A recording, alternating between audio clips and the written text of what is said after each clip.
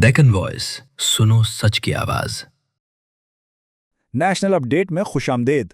चलिए आज नज़र डालते हैं उन अहम खबरों पर जिनका सीधा असर देश के आम शहरी की जिंदगी और उसकी बेहतरी पर पड़ता है।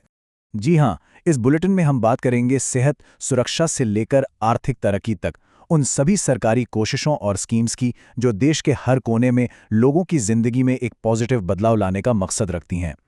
तो शुरुआत करते हैं सबसे अहम मुद्दे से, यानी जन सुविधा, स्वास्थ्य और सुरक्षा। देखते हैं कि इस मामले में क्या नई पेशरफ्त हुई है। और सेहत के मामले में सबसे पहली बड़ी खबर जुड़ी है हमारे बुजुर्ग शहरियों से। एक ऐसा फैसला जिसका इंतजार कई सालों से था, एक ऐसा कदम जो 70 साल से ज्यादा उम्र के लाखों लोगों की जिंदगी में सुकून लाएगा। जी हां, अब आयुष्मान भारत स्कीम का दायरा बढ़ा दिया गया है। इसका मतलब यह है कि 70 साल या उससे ज्यादा उम्र के हर शहरी को बिना किसी आमदनी की शर्त के 5 लाख रुपए तक का हेल्थ कवरेज मिलेगा। ये एक बहुत बड़ी राहत है, खासकर उन परिवारों के लिए जिनके बुजुर्गों को इलाज की जरूरत है। अब एक और बहुत बड़ा नंबर, 15 करोड़। ये आंकड़ा देश के देहाती इलाकों में आ रहे एक बुनियादी बदलाव की निशानी है। एक ऐसी सुविधा जो अब 15 करोड़ घरों तक पहुंच चुकी है। यह है जल जीवन मिशन का कमाल। अब देश के 15 करोड़ से ज्यादा देही घरों में नल से साफ पानी आ रहा है। सोचिए, इससे रोजमर्रा की जिंदगी कितनी आसान हो गई है, खासतौर पर हमारी माँओं और बहनों के लिए जिनको पानी के लिए दूर जाना पड़ता था। माँ और बच्चे की सेहत भी अव्वल तरजीह है। प्रधानमंत्री मातृ वंदना योजना के जरिए हमला और दूध पिलाने वाली माँओं को 6,000 रुपए की माली मदद दी जा रही है। इसका सीधा मकसद ये है कि वो अपनी खुराक और सेहत का पूरा ध्यान रख पाएं। अब बात सुरक्षा की, सड़क सुरक्षा की। सड़कों को महफूज बनाने के लिए अब एक सख्त मुहिम चल रही है। ड्राइविंग के दौरान मोबाइल फोन का इस्तेमाल, इस पर अब जीरो टॉलरेंस पॉलिसी है और इसका असर भी दिख रहा है। अब तक 6,000 से ज्यादा ड्राइवर्स पर कार्रवाई हो चुकी है। सेहत और सुरक्षा के बाद अब आगे बढ़ते हैं आर्थिक तरक्की, नए मौके की तरफ।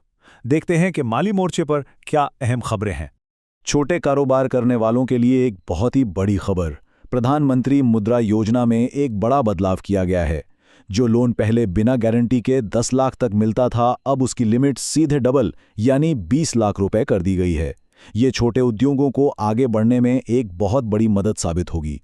और अब एक ऐसी खबर जिसका असर हर घर के बजट पर पड़ता है। रिटेल महंगाई के आंकड़ों में थोड़ी नरमी देखी जा रही है, जो एक अच्छा संकेत है। उम्मीद है कि इससे जरूरी चीजों की कीमतों में आगे भी कुछ राहत मिलेगी। आजकल डिजिटल लेन देन हम सब की आदत बन चुका है, लेकिन इस आसानी के साथ एक बहुत बड़ा सवाल भी जुड़ जाता है। क्या हमारा पैसा ऑनलाइन महफूज है?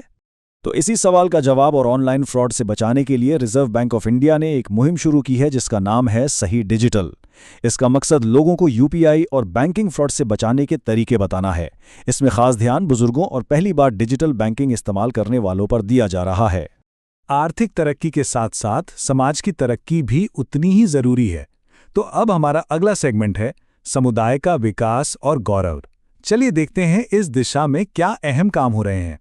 इस सिलसिले में पीएमवीआई की स्कीम एक अहम रोल अदा कर रही है। इसका पूरा नाम है प्रधानमंत्री विरासत का संवर्धन। इसके जरिए स्किल ट्रेनिंग देकर बेहतर नौकरी के लायक बनाना, खासकर खवातीन के लिए लीडरशिप प्रोग्राम्स चलाना और जो बच्चे स्कूल छोड़ चुके हैं उन्हें पढ़ाई में मदद देना, ये सब इसके अहम मकसद हैं। तालीम के मामले में एक और बड़ा कदम उठाया गया है। अब एजुकेशन लोन्स ज्यादा ट्रांसपेरेंट और डायरेक्ट हो गए हैं।